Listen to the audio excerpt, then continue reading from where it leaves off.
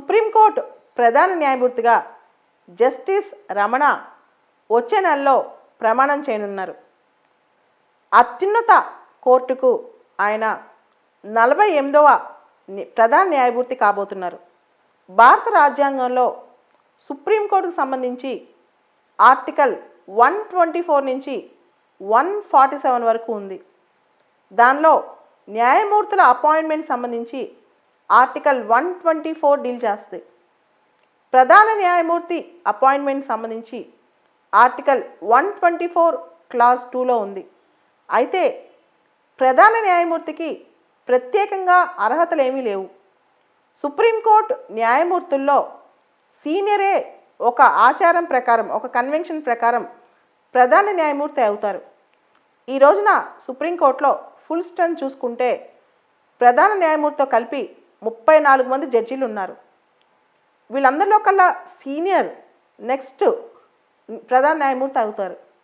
అయితే ప్రస్తుతం ఉన్న జస్టిస్ బాబ్డే పదవీ కాలం ఏప్రిల్లో పూర్తవనందువలన ఈ పూర్తవంగానే 48వ ప్రధాన న్యాయమూర్తిగా జస్టిస్ రమణ కానున్నారు.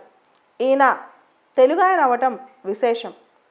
ఇక్కడ కొన్ని అంశాలు మనం గమనించాలి. జడ్జిల అపాయింట్మెంట్స్కి చీఫ్ జస్టిస్ అపాయింట్మెంట్కి కొంత తేడా ఉంది.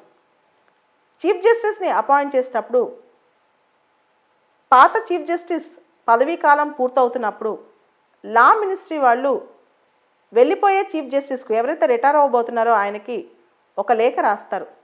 Most eligible person in the judges, ఈ సుప్రీంకోర్టు జడ్జెస్లో కల్లా మోస్ట్ ఎలిజిబుల్ పర్సన్ పేరు ప్రకటించండి అని. అవసరమైతే ఈ ప్రధాన న్యాయమూర్తి ఇతర జడ్జీలను కూడా కన్సల్ట్ చేయొచ్చు, కానీ మ్యాండేటరీ అయితే కాదు. ఆయన పేరును సూచిస్తారు. చాలా వరకు ఈ పేరు senior most member of the senior most judge of the సుప్రీంకోర్టే ఉంటారనమాట. సో ఈ కన్వెన్షన్ ఒక్కసారి మాత్రం బ్రేక్ అయింది. Kesavananda Bharati versus state of Kerala judgement తర్వాత, 1973 తర్వాత, ఈ జడ్జిమెంట్ తర్వాత ఇందిరాగాంధీ గారు ప్రధానిగా ఉన్నప్పుడు ఎవరైతే బేసిక్ స్ట్రక్చర్ థియరీని సపోర్ట్ చేశారో ఆ జడ్జిల్ని, 3 జడ్జిలను కాదని 4వ సీనియర్ జడ్జికి ఇందిరాగాంధీ గారు ప్రధాన న్యాయమూర్తి పదవి కట్టబెట్టారు. దాంతో ముందున్న 3 జడ్జెస్కి కోపం వచ్చి రిజైన్ చేసి వెళ్ళిపోయారు. సో ఇలాంటి పరిస్థితి భారతదేశంలో ఒకసారి వచ్చింది.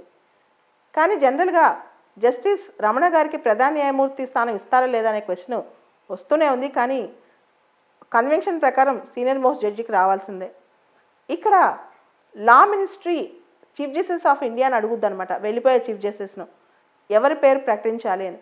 లా మినిస్ట్రీ ఆ రికమెండేషన్ తీసుకుని ప్రధానమంత్రికి పంపిస్తుంది. ప్రధానమంత్రి గారు అప్రూవ్ చేయగానే ఆ రికమెండేషన్ ప్రెసిడెంట్కి వెళ్తుంది. అప్పుడు ప్రెసిడెంట్ చీఫ్ జస్టిస్ ఆఫ్ ఇండియాని నియమిస్తారు.